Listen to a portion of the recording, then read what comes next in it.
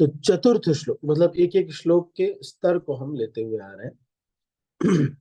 जपा book by भुरिजन प्रभु। चतुर्थ श्लोक, न धनम न जनम न सुंदरी रुचि को दर्शाता है। तो जब किसी भक्त को रुचि आ जाएगी, भगवान इसी निष्ठा को पालन करते करते, हर बार करते करते करते करते करते करते धीरे धीरे रुचि उत्पन्न हो जाएगी। तो ऐसा नहीं होगा कि हर समय हर क्षण रुचि रहेगी। मतलब कि मतलब शुरू शुरू में ऐसा होगा कि 24 आवर्स में से 4 आवर्स आपको रुचि रहेगी, फिर बाकी नहीं, फिर थोड़ा थोड़ा धीरे धीरे करते करते बढ़ता जाएगा।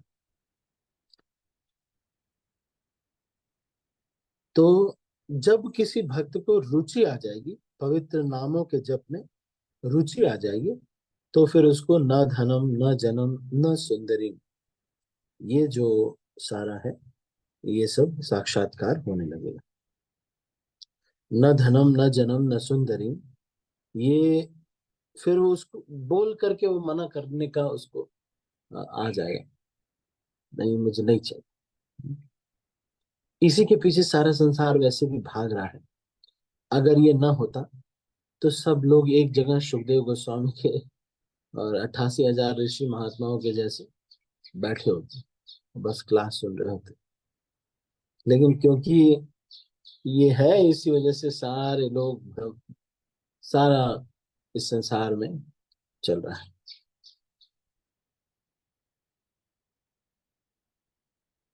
श्री चैतन्य महाप्रभु इन श्लोकों को विवरण एवं निर्देश दोनों रूपों में प्रस्तुत करते हैं।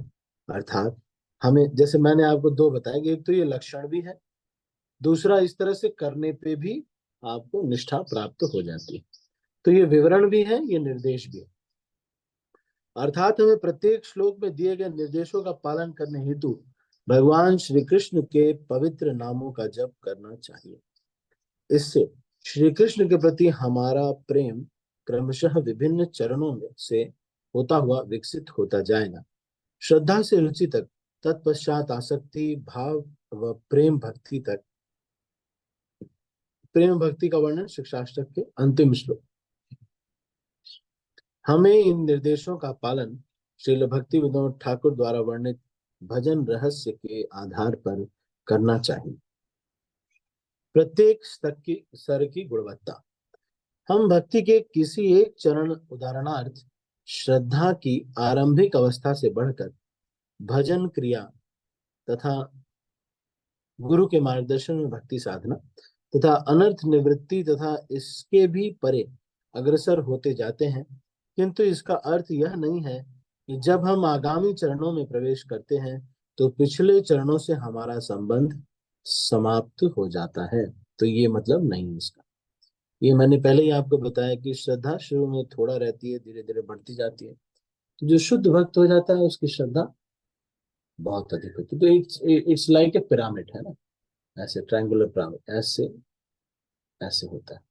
इसके विपरीत भक्ति के किसी एक चरण के लक्षण आगामी चरणों में और अधिक तीव्र हो जाते हैं। ये प्रभु जी जो बताए वो ही मैं रिपीट कर रहा था पहले भी, अभी आगे पैराग्राफ्स में आ रहा है।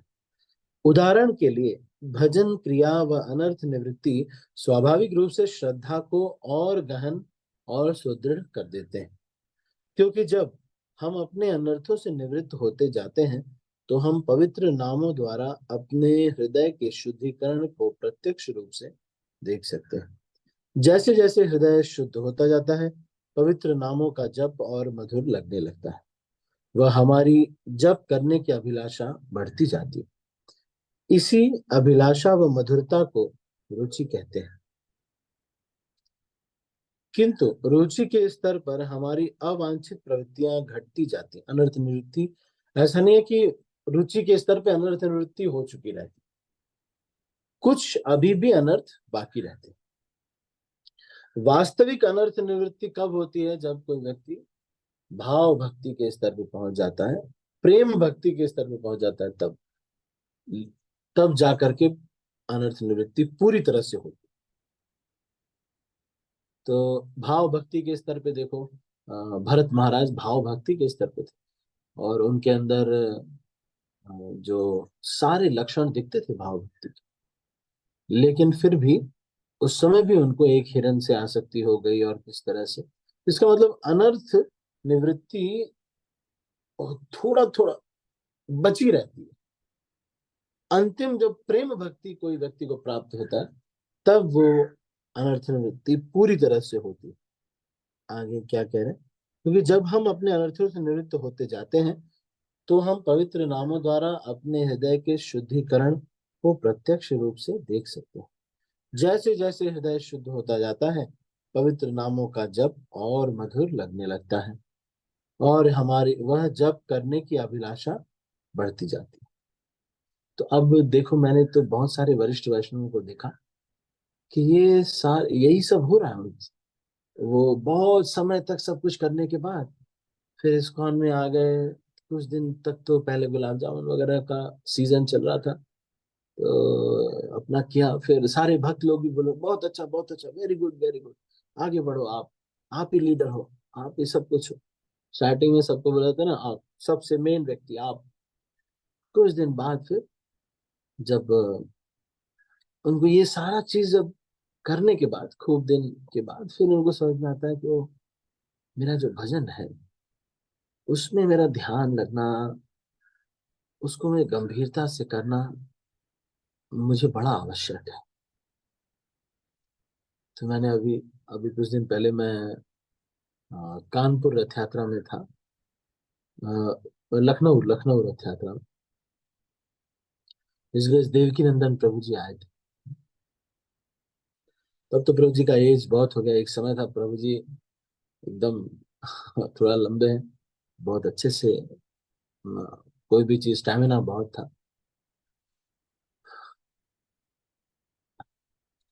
लेकिन मैं देख रहा था कि प्रभु जी को कितना रुचि है।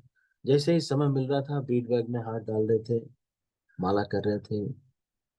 धीरे धीरे करते करते करते करते व्यक्ति का, देखिए, इतने सीनियर होने के बावजूद भी आपने देखा होगा अपने हिज होलीनेस गोपाल कृष्ण महाराज जी को भी, थोड़ी देर कुछ चल रहा है, कुछ नहीं, थोड़ी देर बाद में माला उठाएंगे, माला में हाथ डालेंगे, माला करने लगेंगे। तो बहुत समय के बाद हमको ये समझ में आता है कि ये तो चलता ही रहेगा, कभी खत्म नहीं होगा। आप देखो हमारे गुरु महाराज को 11-11, मैं खुद भी महाराज को देखा हूँ। और क्योंकि हम कभी कभी बच्चों को मिलाने के लिए ले जाते थे। तो एक बार में पुणे में हम थे, और एनआईटी, नहीं ऐसा वहाँ में नहीं, हाँ एनआईटी राउरकेला के कुछ बच्चे थे हमारे साथ। वहां पे पुणे में थे, मुझे याद नहीं पड़ रहा है एग्जैक्टली। तो शिकागो मंदिर के टेम्पल प्रेसिडेंट की कॉल आई लगभग 12 बजे महाराज को, है ना, रात में। हाँ, हाँ 10-11 बज रहा था, महाराज को कॉल आई। और महाराज जो है, महाराज जी इन बच्चों के साथ, इंजीनियरिंग कॉलेज के बच्चों के साथ बैठे हुए थे। तो फिर महाराज बोलते हैं उनको, उनका नाम लेकर के, मुझे याद नहीं उस समय प्रेसिडेंट वो थे, वो कुछ, वो उन्होंने कहा कि क्योंकि फोन लाउडस्पीकर पे था, तो हमें पता चला। उन्होंने कहा कि Maharaj, I have to discuss something very important, very very it is very important Maharaj, ये बहुत सीरियस मैटर है, और इसको एकदम सॉल्व करना ही पड़ेगा, ये बहुत ही सीरियस मैटर है। महाराज बोलते हैं, उनका नाम लेकर के बोलते हैं कि सचिनंदन या कुछ ऐसे, I am sitting with 40 engineers, can I call you after 10 minutes. 11 बजे, ऐसे 11, 11:30 बज रहे थे। महाराज बोलते मैं आपको बाद में थोड़ा कॉल करूं मैं।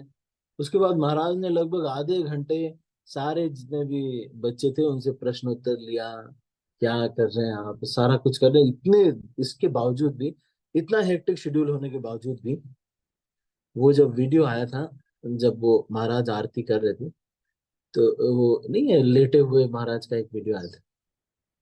मैं सोच रहा था कि 1 बजे तक प्रॉब्लम सॉल्व करने के बाद भी महाराज के मन में आसक्ति बिल्कुल भी नहीं है, और नींद में महाराज को डीटी वर्शिप याद आती है। या तो 24 घंटे डीटी वर्शिप करें, कब ऐसा हो सकता है? या तो वही डीटी वर्शिप इतनी एब्जॉर्प्शन से कर रहे हैं कि फिर कुछ और याद ही नहीं आता। तो ऐसा ही एब्जॉर्प्शन हमको विकसित करना चाहिए। हमको ये सौभाग्य समझना चाहिए कि हरिनाम का जप करना हमें मिल रहा है, ये हमारे लिए बहुत सौभाग्य की बात है। हमारे जैसे बद्ध जीव, ऐसा कचड़े वाला ये हृदय है, दोष दिखाने देखने में इतना रुचि है। कोई हल्का सा भी कुछ बोल दे, जाने पता नहीं कितनी रुचि है। कोई भी नेगेटिव चीज कोई बता दे, एकदम से इंटरेस्ट लेकर के उसमें रिस्पॉन्स देते। यस यस, हाँ बहुत अच्छा, सही बात है, सही बात है, सब लोग गलत है। तो गलत है तो क्या प्रॉब्लम? तो ये तो मटेरियल वर्ल्ड है, तो सब लोग सुधर रहे हैं और क्या। यहाँ पर ये फिर मैंने देखा कि तो ये मैंने कहा कि महाराज का देखिए एब्जॉर्प्शन कितना है। तो हम जो है, हम वैसे स्तर पे नहीं है महाराज के स्तर पे।